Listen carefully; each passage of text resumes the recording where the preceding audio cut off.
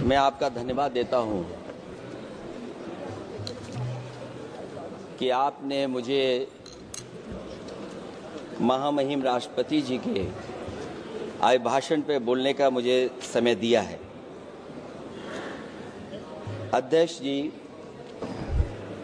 मैं सबसे पहले आपका अभिनंदन एवं अभिवादन करते हुए आग्रह करना चाहूँगा कि मुझे बोलने के लिए जो समय दिया है, मैं उसमें से 2 मिनट का समय महाकुंभ हादसे का शिकार लोगों की आत्मा की शांति के लिए खड़े होकर के मौन रखना चाहूँगा।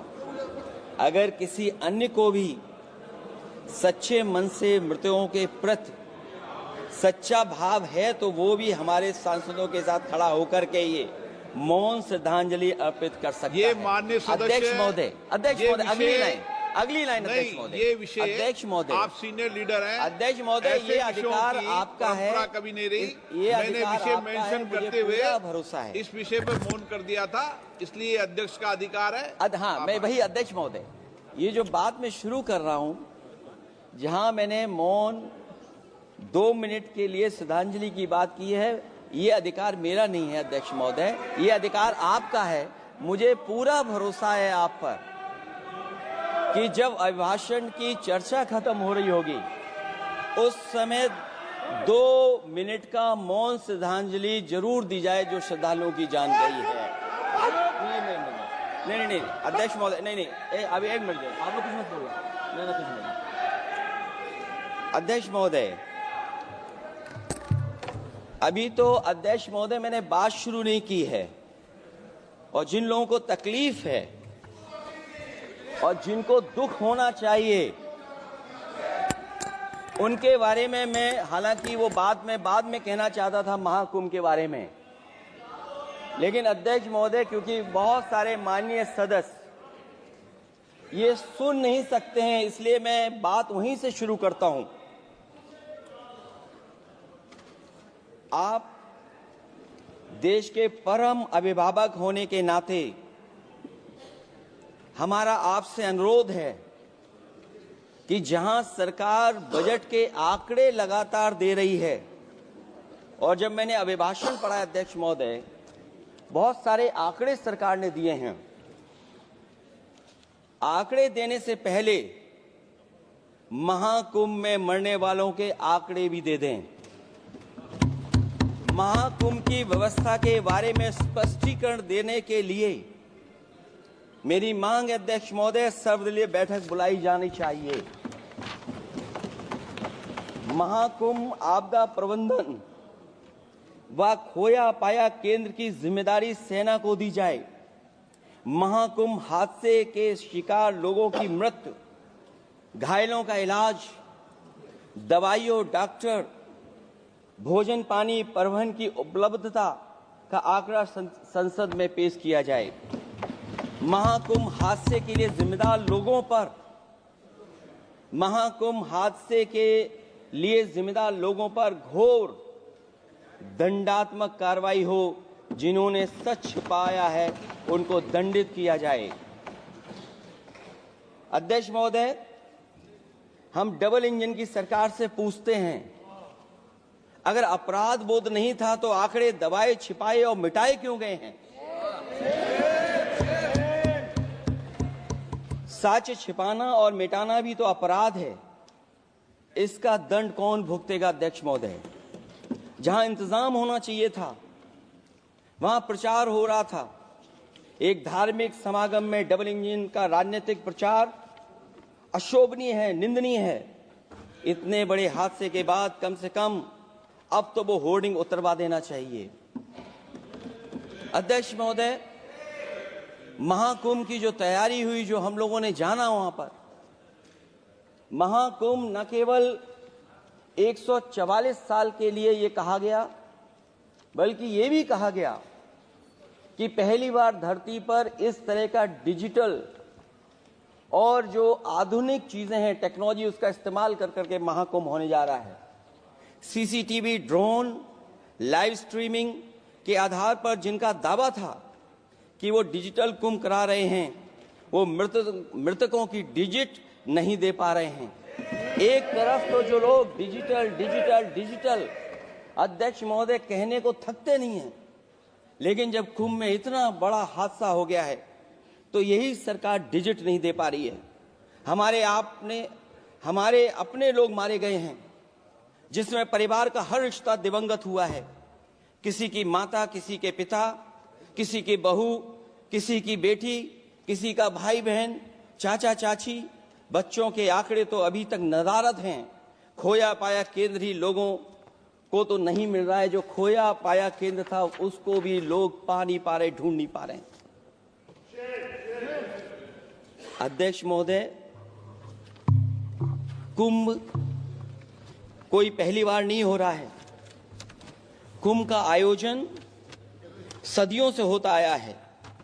हमारे पौराणिक और हमारे इतिहास के दस्तावेज ये बताते हैं कि समय समय पे जो भी सरकारें रही होंगी, जिसका भी राज रहा होगा अध्यक्ष महोदय, उसने महाकुंभ या इस तरह के कुंभ का आयोजन किया है। एक तरफ तो वो कि जो 144 साल बाद महाकुंभ होने जा रहा है, उसका इतना प्रचार किया। और मैंने तो कई टीवी इंटरव्यूज में, कई समाचार चैनलों पर ये बात सुनने में आई और सुनते रहे हम लोग कि सरकार ने 100 करोड़ लोगों के आने का इंतजाम किया है। और अगर 100 करोड़, अध्यक्ष महोदय, अगर ये बात गलत है तो मैं रिजाइन आपको देना चाहता हूं। अगर अध्यक्ष महोदय, ये माननीय सदस्य लोग अगर ये नहीं सुन पा रहे हैं तो मैं इनको एक एक को, आप नहीं गए स्नान करने, आप स्नान करने नहीं गए, इसीलिए इस तरह की भाषा का इस्तेमाल कर रहे हैं। अध्यक्ष महोदय, ये कहा गया कि 144 वर्ष के बाद ये हो रहा है। जहां तक मेरी समझ और जानकारी कहती है, जो एस्ट्रोनॉमी और एस्ट्रो चीजों को समझते होंगे वो ये स्वीकार करते होंगे, जो भी कुंभ होता होगा वो 144 वर्ष के बाद ही होता होगा। लेकिन ये कहा गया कि नक्षत्र ऐसे हैं, तो मैं अध्यक्ष महोदय सरकार से कहना चाहता हूं कि सतयुग से लेकर के कलयुग तक ये सनातन परंपरा रही है कि संत महात्मा साधु समाज मुहूर्त के हिसाब से शाही स्नान करते हैं। उसमें नक्षत्रों के हिसाब से जो सहयोग बनता है वही शाही स्नान का मुहूर्त होता है। लेकिन भाजपा के राज में ये सनातन परंपरा टूट गई। पहले सरकार ने संत समाज को शाही स्नान रद्द करने का आदेश दिया, जिससे अनादिकाल की सनातन परंपरा टूटी। और फिर जब देश भर में ये बात उठी, तो उन्होंने हादसे को छिपाकर फिर से आदेश दिया कि अखाड़े शाही स्नान करने जाएं। इससे सरकार ने पावन मुहूर्त के स्थान पर अपने मनमाने समय पर स्नान कराने का आदेश दिया। बात उस दिन या तिथि की नहीं होती है, बल्कि निश्चित मुहूर्त काल की होती है। ये सनातन परंपरा तोड़कर इन लोगों ने अच्छा नहीं किया। और ये क्या परंपरा टूटी है कि नहीं टूटी है, मैं समझता हूं अध्यक्ष महोदय मुझसे बेहतर सामने वाले ज्यादा जानते होंगे इसके बारे में। और जो लोग, अध्यक्ष महोदय, जो हम लोगों ने देखा वहां पर लोग पुण्य कमाने आए थे और अपनों के शव लेकर के गए हैं। चमत्कारी करिश्मा तो ये हुआ है, श्रद्धालुओं के शव मिल गए थे, पर सरकार स्नान करने वाले मरने वालों की बात स्वीकार नहीं कर रही थी। और इससे ऊपर ये बात जो वहां पर और हुई, अध्यक्ष महोदय, जब ये जानकारी हो गई कि कुछ लोगों की जान चली गई, लाशें हैं जो मोर्चरी में पड़ी हैं, अस्पताल में पड़ी हैं, उसके बाद सोचिए सरकार क्या कर रही है। अपने सरकारी हेलीकॉप्टर में फूल भर करके फूलों को डालने का काम किया। सोचिए ये हमारी कहां की सनातनी परंपरा है। मैं जानना चाहूंगा सदन के माध्यम से हमारे माननीय सदस्य बताएं कि जहां लाशें पड़ी रही हों, न जाने कितनी चप्पलें पड़ी थीं, न जाने कितनी चप्पलें पड़ी थीं, न जाने कितने कपड़े पड़े थे, महिलाओं की साड़ियां थी, कपड़े थे, लेकिन उनको कैसे उठाया गया? उन सबको उठाया गया जेसीबी मशीन से, ट्रैक्टर की ट्रॉली से। उनसे उठा करके कहां फेंका कोई नहीं जानता, लेकिन जब उनको लगा कि वहां से बदबू आ रही है तो यही सरकार के लोग छिपाने लगे हैं। यही आपका महाकुंभ का आयोजन था, और हर बात को छिपाने के लिए न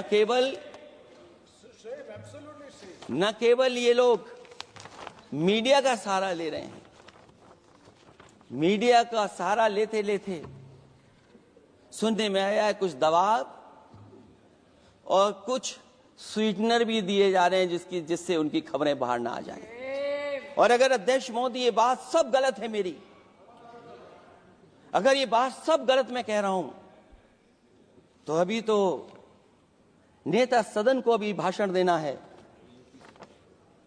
और मैं ये बात और कहना चाहता हूं, आप अपने तरफ से जानकारी कर लीजिएगा। हमारे उत्तर प्रदेश के मुख्यमंत्री जी ने शोक नहीं प्रकट किया था। जब देश की राष्ट्रपति और प्रधानमंत्री जी ने शोक प्रकट किया, उसके बाद 17 घंटे बाद सरकार ने स्वीकार किया। अध्यक्ष मोदी, ये वो लोग हैं जो आज भी कोई सच्चाई स्वीकार नहीं कर सकते। इनका रास्ता क्या है मैं नहीं जानता हूं, कहां ले जाना चाहते हैं। लेकिन जब अध्यक्ष महोदय मैंने अभिभाषण पढ़ा है राष्ट्रपति महोदया का, तो वही पुरानी बातें कि 12 करोड़ शौचालय बन गए हैं, 10 करोड़ गैस कनेक्शन हो गए हैं, 80 करोड़ लोगों को राशन दिया जा रहा है, 25 करोड़ लोगों को मिडिल क्लास में शामिल कर दिया गया, न्यू मिडिल क्लास में शामिल कर दिया गया। 80 और 85 को अगर हम जोड़ दें अध्यक्ष महोदय 105 करोड़ हो गए। बच्चों को और जोड़ दें तो सरकार अध्यक्ष महोदय किसके लिए काम कर रही है? किसके लिए काम कर रही है? अगर 80 को राशन दें, 25 को न्यू मिडिल क्लास में जोड़ दें, 105 करोड़ हो गए। और जो बाकी बचे हैं हमारे देश की आबादी, जिसको 140 करोड़ बता रहे हैं, उसमें कम से कम बच्चे कुछ तो संख्या होगी, आधी आबादी की संख्या होगी। अगर उसको हम बाहर निकालें तो आगे आज सरकार किसके लिए काम कर रही है? वही बात पुरानी सुनने को मिलती है कि राष्ट्रीय मिलिट्री स्कूल बन गए हैं, राष्ट्रीय मिलिट्री स्कूल जिनमें बालिकाओं की भर्ती शुरू हो गई है। अध्यक्ष महोदय, ये एक बता दें जो नया इन्होंने 10 साल के अंदर राष्ट्रीय मिलिट्री स्कूल खोला हो। और कंफ्यूज मत होना, राष्ट्रीय मिलिट्री स्कूल कौन से होते हैं, सैनिक स्कूल कौन से होते हैं, ये कंफ्यूज मत होना। 10 साल में सोचिए अध्यक्ष महोदय, एक भी नया राष्ट्रीय मिलिट्री स्कूल नहीं खोला है। अगर खोला हो तो सरकार जरूर बताए। जो लोग कहते हैं हम ईज ऑफ डूइंग रिसर्च कर रहे हैं, अध्यक्ष महोदय इनकी ईज ऑफ डूइंग रिसर्च हमने देखी है। इनकी ईज ऑफ डूइंग रिसर्च अपनी इमेज चमकाने के लिए और दूसरे की इमेज बर्बाद करने के लिए ईज ऑफ डूइंग रिसर्च चल रही है। ईज ऑफ डूइंग बिजनेस, मैं देखता हूं जहां कहीं भी इन्वेस्टमेंट मीट होती है, देश के सभी मंत्री वहां पहुंच जाते हैं, सरकार के मुखिया भी जाते हैं वहां। मुझे याद है उत्तर प्रदेश में सबसे बड़ा आयोजन हुआ था इन्वेस्टमेंट मीट का। न केवल इन्वेस्टमेंट मीट इन्वेस्टर्स को बुलाया गया था, बल्कि डिफेंस एक्सपो के भी कार्यक्रम कई हुए थे। और अध्यक्ष महोदय भरोसा ये दिलाया गया था कि जो एमओयू हो रहे हैं 40 लाख करोड़ के, उसको जमीन पर उतार लिया जाएगा। मैं इन्हीं डबल इंजन की सरकार से जानना चाहता हूं कि जो 40 लाख करोड़ के एमओयू हुए, उसमें कितना जमीन पर यह सरकार उतार पाई है? कहीं ऐसा तो नहीं है कि सरकार के डबल इंजन आपस में ही टकरा रहे हों? अब तो जो खबरें हम लोग पढ़ते हैं न केवल इंजन टकरा रहे हैं अध्यक्ष महोदय, अब तो डब्बे भी टकराने लगे हैं। सुना है क्योंकि दिल्ली में चुनाव है, आप इंजीनियर की डब्बा हैं। ये हमारे पुराने माननीय सदस्य हैं, आप हम एक हैं, बस जगह अलग बदल गई। जिस विभाग के मंत्री हैं वो हमारा ही काम है, आप लोग अच्छा नहीं कर रहे हैं। अध्यक्ष महोदय, दिल्ली का चुनाव है तो मैंने राष्ट्रपति जी के अभिभाषण में सुना कि यहां पर मेट्रो की जो दूरी है वो दुगनी कर दी गई है, पटरी दुगनी कर दी गई है, एक्सपेंशन हो गया है इतना। अध्यक्ष महोदय, मैं स्वीकार करता हूं दिल्ली का चुनाव है, एक्सपेंशन की बात करेंगे, लेकिन कभी आपने क्यूटो का नाम सुना है? आपने वेनिस का नाम सुना है? मैं अध्यक्ष महोदय आपके माध्यम से, जिसको क्यूटो बनाने के लिए सपना देखा गया था, 10 साल पूरे हो गए हैं, अभी तक वहां पर मेट्रो की शुरुआत नहीं कर पाए हैं। और अध्यक्ष महोदय, मैं ये बात इसलिए कह रहा हूं, अध्यक्ष महोदय मैं इसलिए बात कह रहा हूं कि जिस समय समाजवादी सरकार थी, जितनी भी मेट्रो आज यूपी में चल रही हैं, सब की सब समाजवादियों की देन है, एक भी आपकी देन नहीं है। और इस समय पर मैं याद करना चाहता हूं, उस समय देश के प्रधानमंत्री मनमोहन सिंह जी को जब मैं पहली बार मुख्यमंत्री बनकर के उनसे मिलने गया था, मैं बहुत सारे उनके काम उत्तर प्रदेश के लेकर के गया था। आज वो हमारे बीच नहीं हैं, लेकिन कम से कम उन्हें इसी बात से याद कर रहे हैं, जो जो मैंने काम उस समय दिए थे, एक एक काम उस समय के प्रधानमंत्री जी ने मेरा पूरा कर करके, और उसका परिणाम ये हुआ है अध्यक्ष महोदय, और उसका परिणाम ये हुआ है कि आज उत्तर प्रदेश में जितनी भी मेट्रो चल रही है, चाहे वो लखनऊ की हो, कानपुर की हो, आगरा की हो, नोएडा की हो, ग्रेटर नोएडा को जोड़ रही हो, दिल्ली को जोड़ रही हो। और अध्यक्ष महोदय, जिस समय उद्घाटन हुआ था दिल्ली से नोएडा को जोड़ने वाली मेट्रो का, उस समय देश के प्रधानमंत्री एक विदेश के बहुत बड़े उनके साथ बैठ करके गए थे उद्घाटन करने। वो अगर किसी ने काम किया था पूरा, तो नोएडा अथॉरिटी और समाजवादी सरकार ने, उसमें आपकी देन कोई नहीं थी। ये बात मैं मेट्रो की इसलिए कर रहा हूं कि जो लोग दिल्ली में मेट्रो बना रहे हैं, वो बनारस में मेट्रो क्यों नहीं बना पा रहे हैं?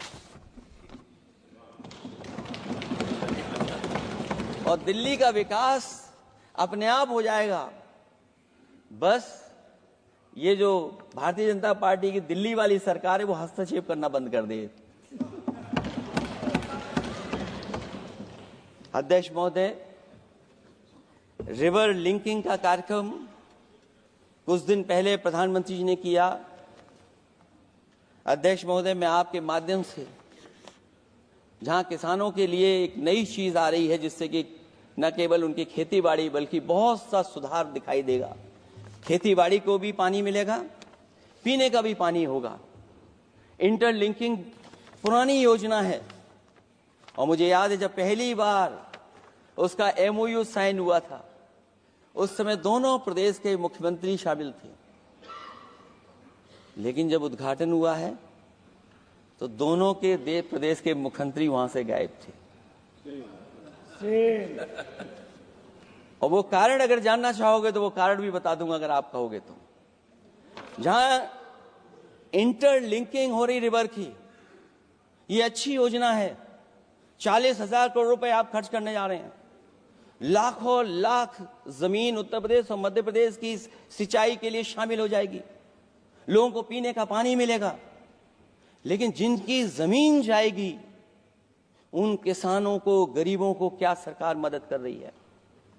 लैंड एक्विजिशन मैंने भी की एक समय पर, और मुझे याद है अध्यक्ष महोदय, जब मैंने लैंड एक्विजिशन किया था, उसमें भारत का ये लैंड एक्विजिशन एक्ट नहीं आया था। मैंने किसानों से बातचीत की थी और किसानों से समझाया कि ये योजना से, परियोजना से क्या लाभ होने जा रहा है। वहां के किसान तैयार हो गए, और उसका परिणाम ये था कि 21 महीने में देश का सबसे बेहतरीन एक्सप्रेसवे और जमीन एक्वायर कर करके हम लोगों ने बना करके दिखा दिया। और जब उद्घाटन हुआ था तो उसमें भारतीय वायुसेना के विमान सुखोई और मिराज को उतार करके हम लोगों ने उद्घाटन किया था उसका। ये बात मैं इसलिए बता रहा हूं, जिस हाईवे पर देश के प्रधानमंत्री उतरे थे और उद्घाटन के बाद प्रधानमंत्री जी के पीछे पीछे कोई चल करके आया था, वो हाईवे भी अगर किसी ने डिजाइन किया था तो समाजवादी सरकार का डिजाइन था, वो भारतीय जनता पार्टी का डिजाइन नहीं था।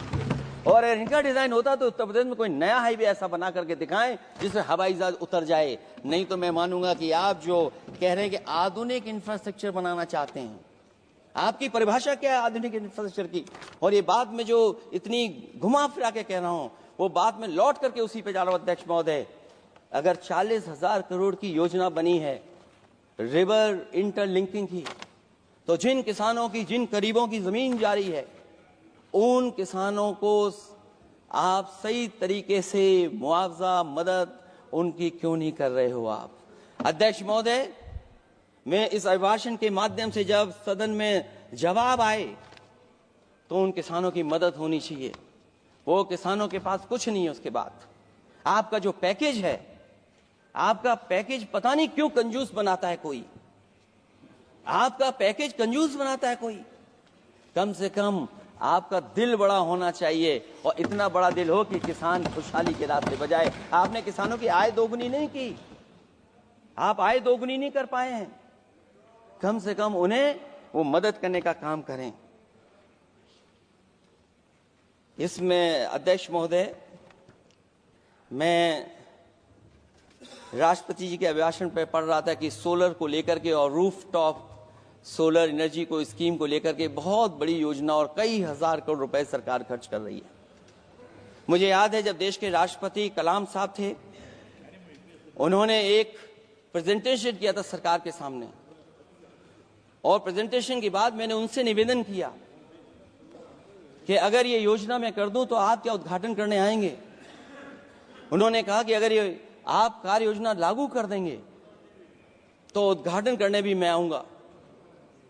अध्यक्ष महोदय, उस दिन आंधी तूफान था, टेंट बिल्कुल उड़ गया था, इतना शायद पानी और बिजली का चमकना इतना था कि मैंने खुद रिक्वेस्ट की थी उनसे कि आप मत आइए, फिर कभी हम लोग कार्यक्रम कर लेंगे।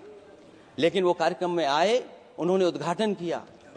और अध्यक्ष महोदय, जो लोग कह रहे हैं 40,000 करोड़ की रूफटॉप स्कीम लाए सोलर की, जो मिनी ग्रिड बना करके पूरे के पूरे गांव को हम लोगों ने फ्री बिजली दी थी। फ्री बिजली उनको मिलती थी 24 घंटे, उनकी चक्की चलती थी, उनका सिंचाई का पानी का इंतजाम होता था। जब तक समाजवादी सरकार रही तब तक वो योजना चलती रही, और जैसे ही समाजवादी सरकार गई, इन्हीं के लोगों ने उसका मेंटेनेंस रोक दिया। न केवल उस गांव का जिसका राष्ट्रपति रहे उन्होंने उद्घाटन किया, बल्कि और जितनी भी सोलर की स्कीम चल रही थी, लोहिया आवास में जहां सोलर स्कीम के माध्यम से हम लोग गरीब को सोलर पैनल के माध्यम से उनको बिजली दे रहे थे, फ्री बिजली, उन सब योजनाओं को इन्होंने बंद करने का काम किया है। सोचिए, ये वो लोग हैं जो इंफ्रास्ट्रक्चर बनाना चाहते हैं। अध्यक्ष महोदय, चीन के सवाल को लेकर के कांग्रेस पार्टी के भी कुछ विचार हैं, हमारे भारतीय जनता पार्टी के लोगों के भी विचार हैं।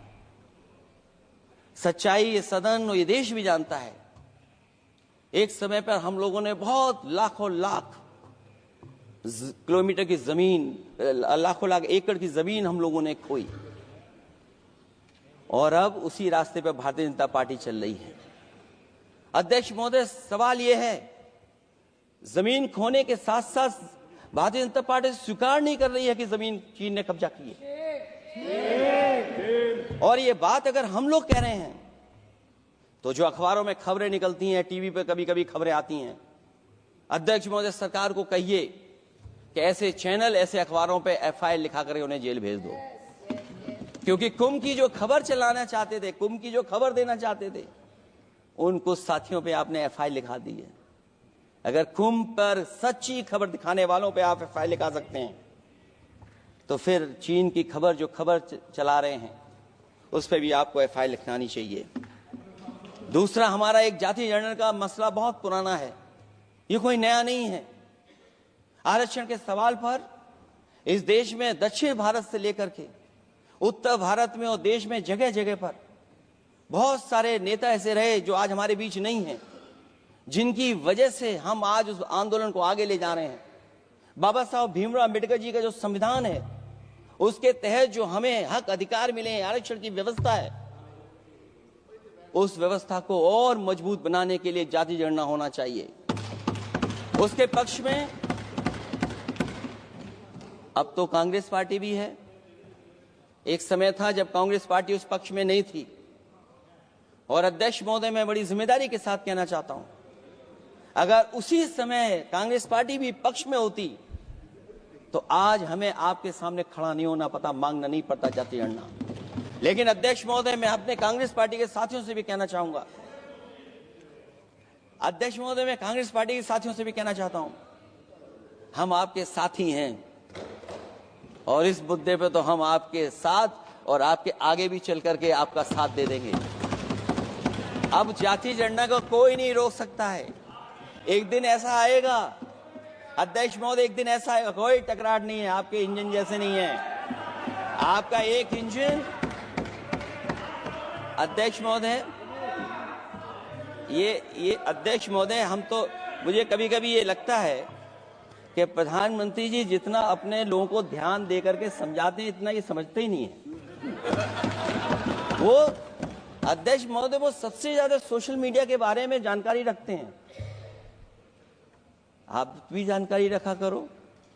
अगर आप जानकारी रखोगे तो आपको सच्चाई पता लग जाएगी। एक इंजन ने नमस्कार नहीं किया था दूसरे इंजन को, अगर याद हो तो पता कर लें।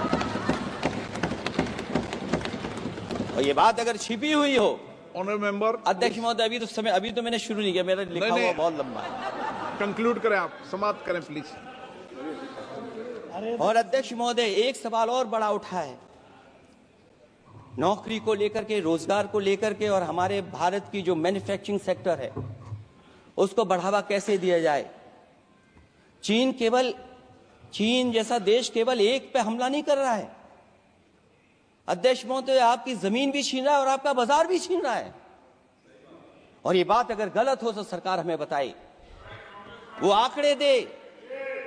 अगर कांग्रेस पार्टी का रास्ता था तो आपका रास्ता कांग्रेस पार्टी का क्यों है? अगर कांग्रेस पार्टी का वो रास्ता था तो आपका रास्ता क्यों है वो? मैं तो जानता हूं जिस दिन उनके सहयोगी साथी समझ लेंगे, वो भी साथ छोड़ जाएंगे। दूसरा जो सवाल कहा गया है अध्यक्ष महोदय, जिस समय बाजार खोला गया, जिस समय हमारा व्यापार के लिए पूरा बाजार खोल दिया, हमसे ज्यादा वित्त को समझने वाले इकोनॉमिस्ट और बहुत सारे जानकार लोग, वो मुझसे बेहतर समझते होंगे, लेकिन मैं ये बात समझता हूं कि जिस समय बाजार खोला गया उस समय ध्यान उतना हमारे देश की अर्थव्यवस्था पर नहीं रखा गया। अगर उसी समय पर मैन्युफैक्चरिंग सेक्टर को जिस जिम्मेदारी से रखना चाहिए था नहीं रखा गया, अगर उस समय रखा गया होता तो शायद अध्यक्ष महोदय हम लोग चीन से आगे निकल गए होते। आज चीन आ गए, हम लोग पीछे हैं। क्या आप इनको ज्ञान दे रहे हो क्या? अध्यक्ष महोदय, अपना रास्ता तो वही है, साइकिल वाला। इसलिए अध्यक्ष महोदय, अगर मेरा समय है अभी, क्योंकि मैं बहुत कुछ लेकर के आऊं, और जहां तक इंफ्रास्ट्रक्चर की बात है, आप कहते हैं कि देश का आधुनिक इंफ्रास्ट्रक्चर बनेगा, न केवल उसके नागरिकों को एक बेहतर जीवन देश की नई पहचान देता है, बल्कि देश को एक नया आत्मविश्वास भी देता है। अरे अगर ये बात सच है तो अध्यक्ष महोदय, मैं वो बात कहना चाहता हूं कि 2022 के चुनाव से पहले एक बुंदेलखंड एक्सप्रेस वे बनाया गया था, और जिसकी तैयारी को लेकर के देश के प्रधानमंत्री जी गए थे। कितनी सजावट हुई थी, कितनी तैयारी हुई थी। जो हमारे बुंदेलखंड के साथी माननीय सदस्य चलते होंगे बुंदेलखंड के एक्सप्रेस वे पर, वो जानते होंगे प्रधानमंत्री जी उद्घाटन करके गए, पानी बरस गया, बुंदेलखंड बह गया, एक्सप्रेसवे बह गया। और सोचिए अध्यक्ष महोदय, कब उद्घाटन किया था आपने? 22 में, और आज भी मेंटेनेंस चल रहा है उसमें। 22 के बाद से आज तक भी मेंटेनेंस चल रहा है। और कहीं अगर आपने जो गाड़ियां बाजार में ला दी हैं, जो बाजार में आजकल अध्यक्ष महोदय जो गाड़ियां आ गई हैं, अगर वो कहीं अपनी रफ्तार से चलेंगी तो या तो पेट दर्द होगा या कमर का दर्द होगा, दोनों में से एक के लिए तो इलाज जाना ही पड़ेगा। और वो कितने हजार करोड़ का बना? 14,000 करोड़ का। इसी तरह गोरखपुर लिंक एक्सप्रेसवे यूपी में 91 किलोमीटर, जो हमारे रोड की जानकारी रखते होंगे, एनएचआई की जानकारी रखते होंगे, वो जानते होंगे कि गोरखपुर लिंक जो 2022 में शुरू हो जाना चाहिए था, वो अभी तक शुरू नहीं हो पाया। वो 91 किलोमीटर का 7,283 करोड़ का बन रहा है। जो पूर्वांचल एक्सप्रेस वे, कभी समाजवादी सरकार ने उसको डिजाइन किया, उसको सब कुछ आगे बढ़ाया, वो 340 किलोमीटर का 22,000 करोड़ के लगभग का बना है। लेकिन जहां तक मैं बना करके छोड़ गया वहां से आगे नहीं बढ़ा। और अगर वो बढ़ गया होता तो बिहार और बंगाल के लोगों के लिए बहुत रास्ता आसान हो जाता। इसी तरह एक गंगा एक्सप्रेसवे बन रहा है, जिसके बारे में सरकार ने ये कहा कि हम कुंभ से पहले शुरू कर देंगे, कुंभ से पहले गंगा एक्सप्रेसवे शुरू हो जाएगा। अध्यक्ष महोदय, वो नहीं शुरू हो पाया। मुझे लगता है जिस रफ्तार से वो काम हो रहा है, अगला जब अर्ध कुंभ आएगा तब तक ही बन पाएगा वो। ये बातें मैं इसलिए बोल रहा हूं अध्यक्ष महोदय, क्योंकि यूपी को, बिहार को दे दिया, हमें कोई तकलीफ नहीं है। बिहार भी तरक्की करे, हम भी साथ देंगे बिहार का, कोई तकलीफ नहीं है। लेकिन यूपी में अगर कोई भी एक भारत सरकार के एनएचआई का एक्सप्रेसवे आया हो तो बता दे।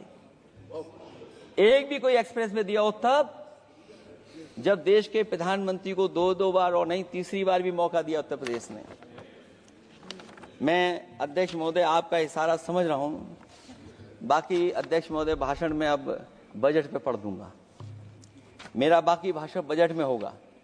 मैं अपना भाषण खत्म करते हुए केवल इतना कहना चाहता हूं, मैं जो मेरे सुझाव आए हैं उन सुझावों को शामिल करे सरकार, और केवल प्रचार में न रहे सरकार। अध्यक्ष महोदय, मैं अपनी बात खत्म करने से पहले जो राष्ट्रपति जी ने कहा है, मैं भी सहमत हूं उससे। मैं उनकी सब लाइनें पढ़ना चाहता हूं। जो राष्ट्रपति महोदया जी ने कहा है, मैं उससे सहमत हूं। हमारा हिंदुस्तान 140 करोड़ आबादी वाला देश है। हमारे यहाँ भिन्न भिन्न राज्य, भिन्न भिन्न क्षेत्र, भिन्न भिन्न भाषाएं हैं, परंतु एक राष्ट्र के रूप में हमारी एक ही पहचान है, हिंदुस्तान। और हमारा एक ही संकल्प है, एक ही लक्ष्य है, विकसित हिंदुस्तान।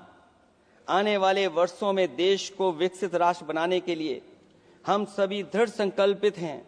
इस संकल्प में देश के शहीदों की प्रेरणाएं हैं, पूज्य बापू के मानवीय आदर्श हैं, और सरदार पटेल जैसी मां भारती की संतान द्वारा हमें दिलाई गई एकता की शपथ है। हमें इन प्रेरणाओं को आगे रखते हुए एकता के इस समर्थ विकसित हिंदुस्तान के संकल्प को पूर्ण करना है। आइए हम एक बार फिर एकता के संकल्प को दोहराएं और हिंदुस्तान के सपनों को पूरा करने के लिए कटिबद्ध हों। जब हम साथ मिलकर बढ़ेंगे तो हमारी भावी पीढ़ियां 2047 में अवश्य विकसित, सशक्त, समर्थ, समृद्ध, सोशलिस्ट, सेकुलर, डेमोक्रेटिक हिंदुस्तान देखेगी।